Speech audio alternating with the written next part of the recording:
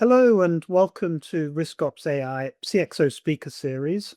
My name is Andrew Beagley and I'm the SVP of Client Solutions here at RiskOpsAI. Today I'm delighted to be joined by Stuart Davis, and Stuart is Risk Advisor and a former Global Chief Anti-Money Laundering Compliance Officer. So welcome, Stuart. Thank you very much for joining us today. Perhaps you'd like to add a little bit more to by way of your background and experience. Great. Thank you for having me. Yes, you're correct. I have worked as a global CAMLO for multiple institutions and recently moved into consulting and advisory business. This whole area of anti-money laundering, it's always seems to be top of mind for organizations. Organizations always seem to be looking for better ways to get their arms around the program and to really understand their risk exposure. But with that in mind, just talk a bit about some of today's top challenges and issues that companies are facing in this whole area of money laundering and trade sanctions. Well, the business of money laundering hasn't gone away. In fact, it's growing increasingly so. And the challenges that financial institutions face in terms of tracking the money laundering, identifying illicit behavior, and reporting it to the government is probably highest it's ever been. The reporting side is quite challenging because there's almost low to no tolerance for mistakes, and the pervasiveness of criminal activity is at record levels, whether it be drugs or human trafficking or even global corruption and international espionage. That's what we see today in most of the major global institutions. Lots of fines and challenges issued to banks, but at the same time, governments having lots of difficulty digesting all of the information they're getting and making appropriate referrals to law enforcement. So it's the continuum, not just what banks are doing, but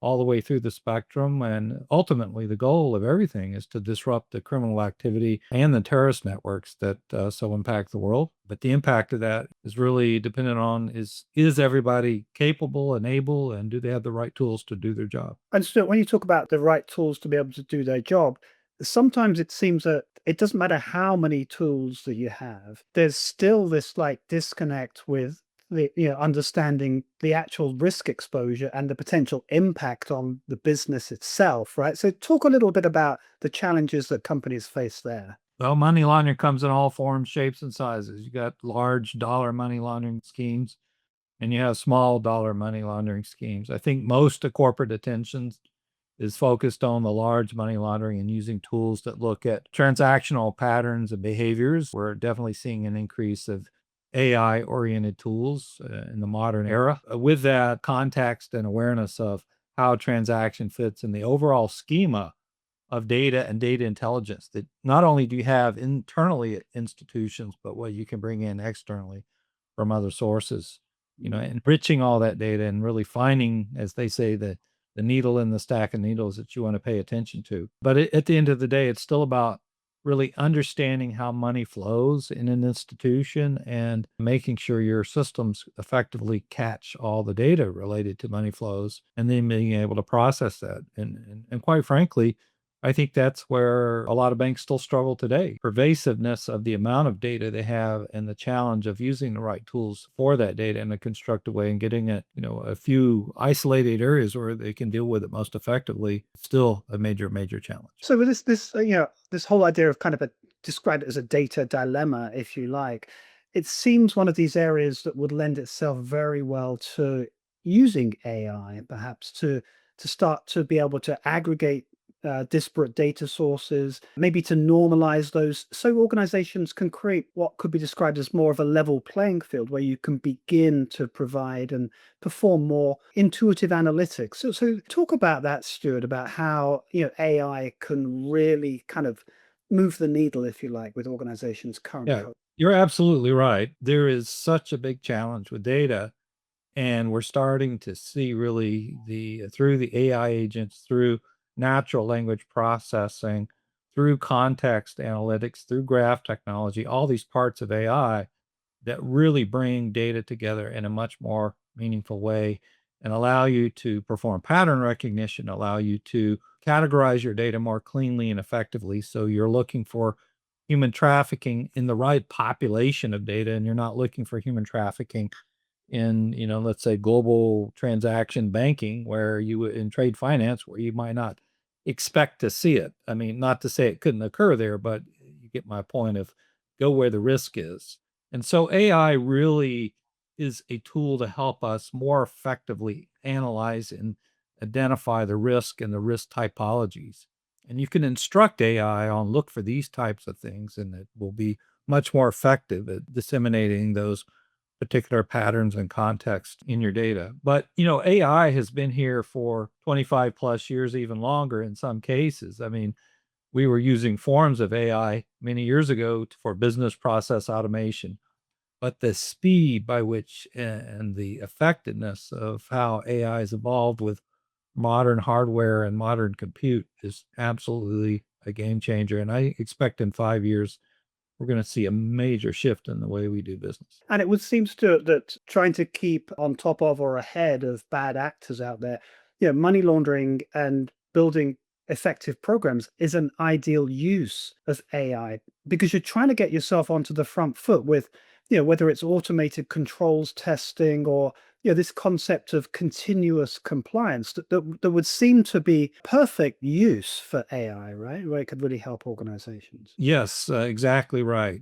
Continuous monitoring, continuous surveillance of your operations and the mechanisms that allow your program to run effectively is a whole nother use case for AI. And I really think that's also what we need to be looking at. And it doesn't just apply to AML, it applies to fraud and operational risk and cyber risk and all of these things are connected, and you've got to be able to have a good governance processes, good operational management, good execution and delivery. How do you know that data that you were expecting to get loaded last night got loaded and that, risks are being identified per your mandate, but operationally, are you managing your process well? That is the other use case for AI for business process automation. And I think in some ways, getting that right is even more important. Yeah. Once you get beyond the identification step, then you're really in a much stronger position then to start to be able to quantify risk exposure, again, using AI, and then to start making more effective risk mitigation decisions and performing risk scenario planning, which is something that just simply hasn't been possible in the past with the more kind of traditional two-dimensional approaches to, money laundering programs, right, Stuart? Yeah, I mean, you just look at what we're seeing already. AI-enabled training, AI-enabled policy writing, procedure writing, especially generative AI, where you can say, "Hey, I'm thinking about doing business in this country. Give me a list of the regulatory expectations."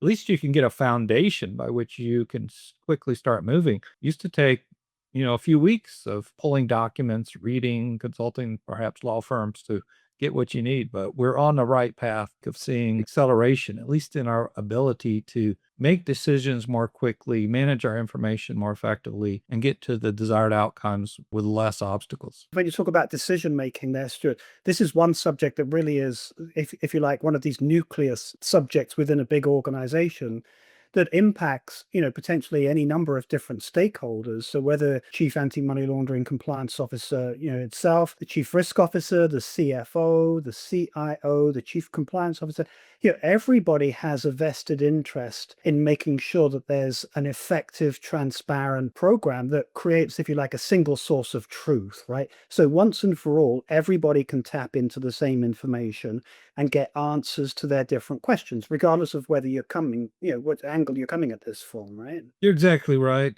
Think about what is important for decision making. It's really about are you asking the right questions? And once you ask the right questions, I think the decisions become quite easy. And AI can help us ask the right questions and it can help us get our eyes on the data we need to make that decision perhaps more effectively. Dashboarding, KRIs, KPIs, these are all fundamental elements where I think we will see the future of data and the power of AI Mm. helping leaders and their decision making processes in the future. But even those fundamental elements to it you're describing there, it's interesting, say at RiskOpsAI, we see organizations still at very different stages of their maturity, and there's not necessarily a direct correlation between the size and sophistication of the organization that's not directly mapped to the maturity of its program.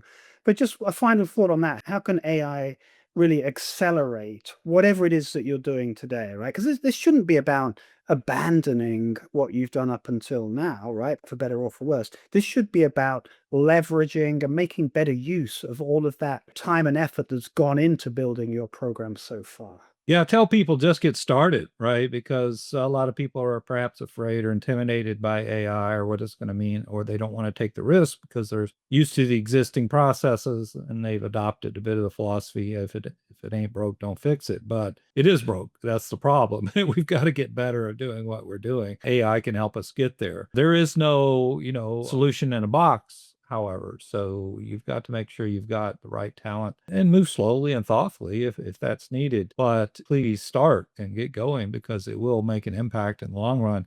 And if you wait too long, you might find yourself far behind, and the ability to catch up is even more difficult. I mean, just look at the pace of acceleration of the capabilities of AI. Every week, there's a new model that's contending for the lead, and a new generative AI chat, an engine, a research engine that perhaps got feature sets and interactive capabilities that you haven't even imagined or don't even know that's possible. And get ready too, because we're going to be seeing androids. We're not even talking about that yet, but AI powered androids in a few years and robots. The future is exciting, but it's also intimidating. So it's great to get started and great to be a part of this significant change in the history of the world. That's great. Stuart, we appreciate these insights and all of your experience as a Chief Anti-Money Laundering Compliance Officer.